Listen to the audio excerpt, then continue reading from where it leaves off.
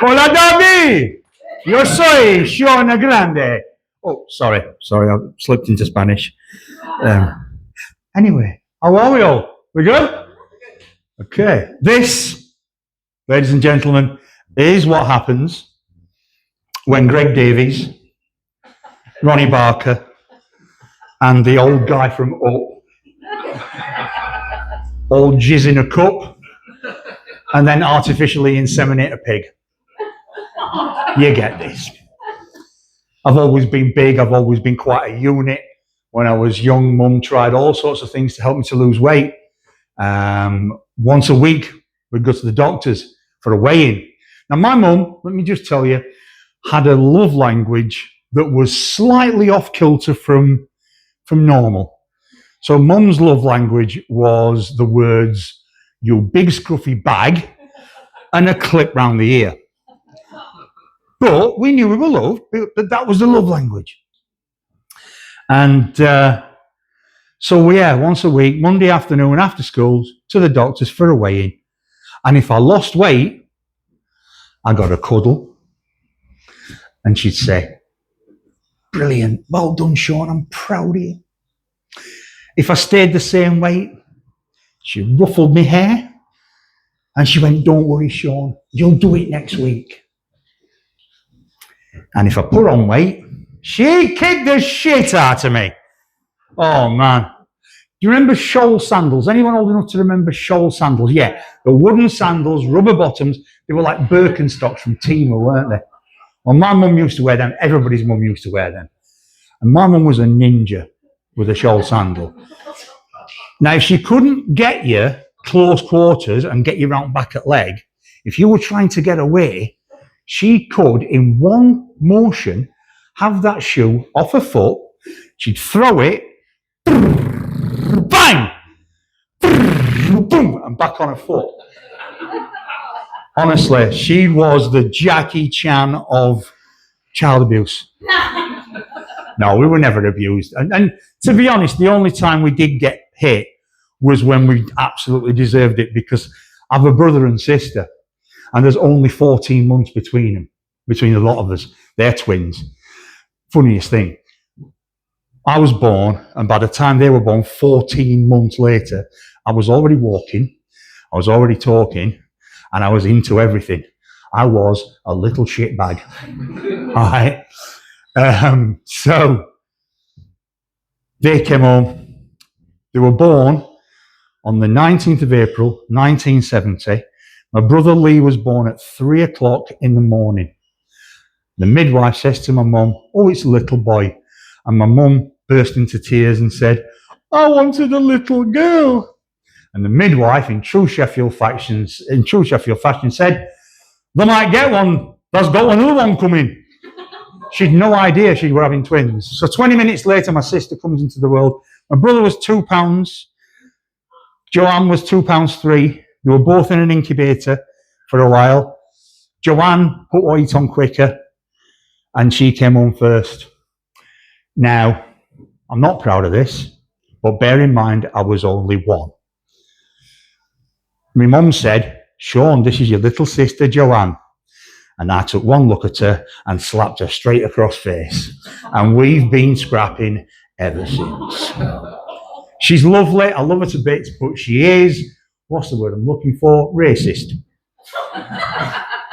She thinks Tommy Robinson's a misunderstood journalist and Nigel Farage is the best thing that's happened to the working class since sliced bread.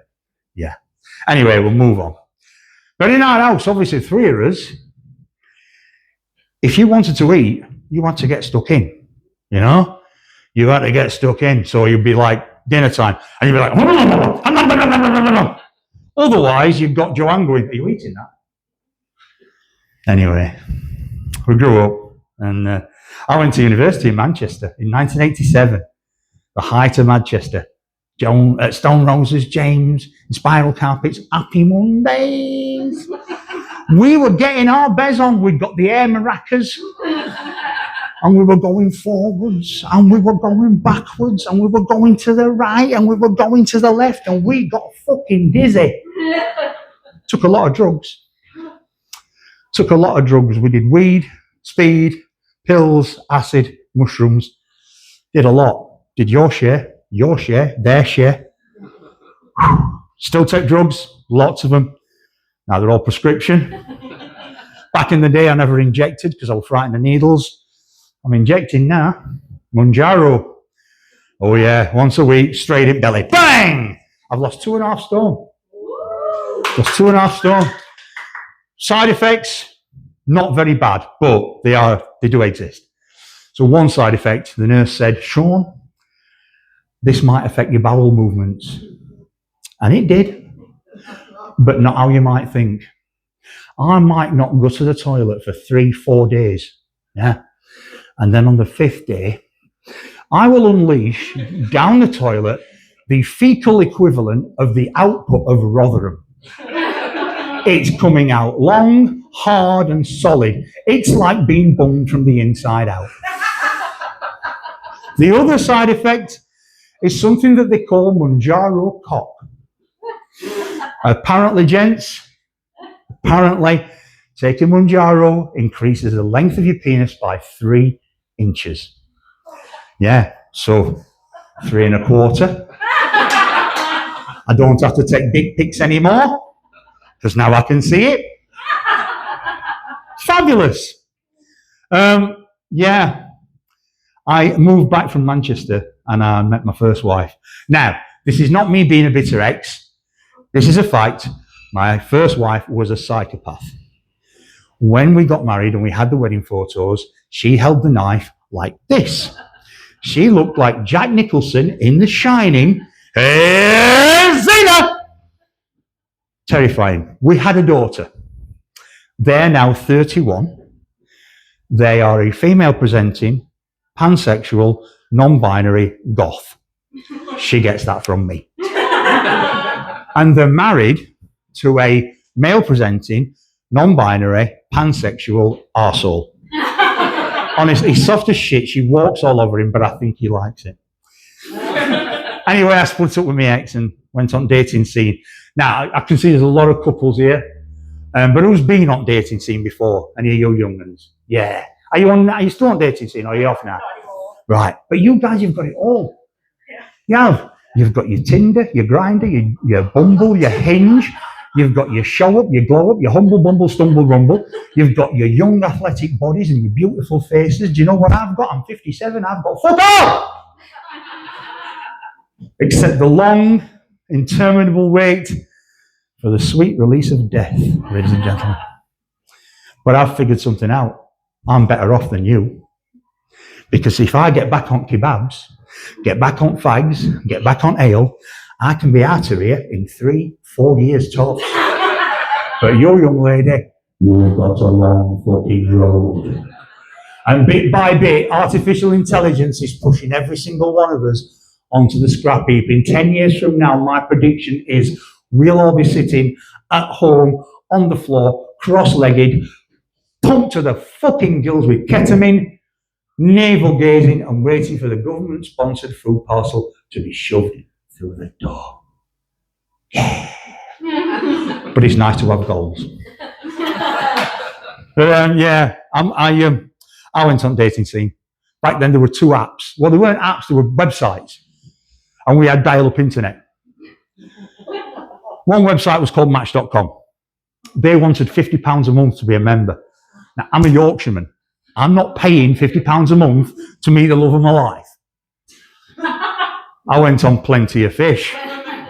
We all know Plenty of Fish, don't we? Plenty of Fish should be called Plenty of Fish Fingers because it's fucking smelly out there.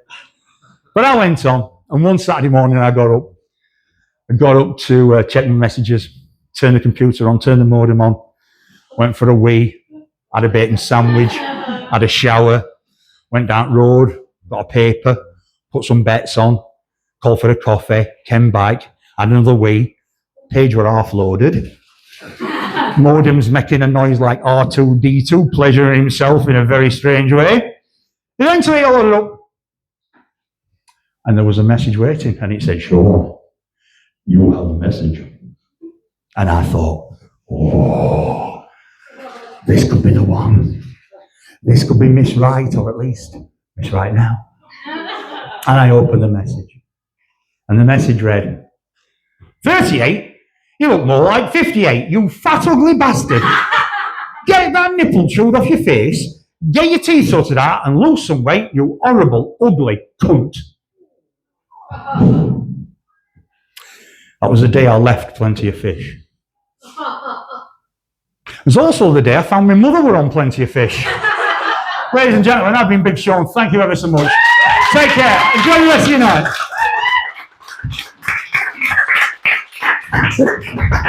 Come on, kill it. I'm breaking everything. Big Sean! That's your instinct.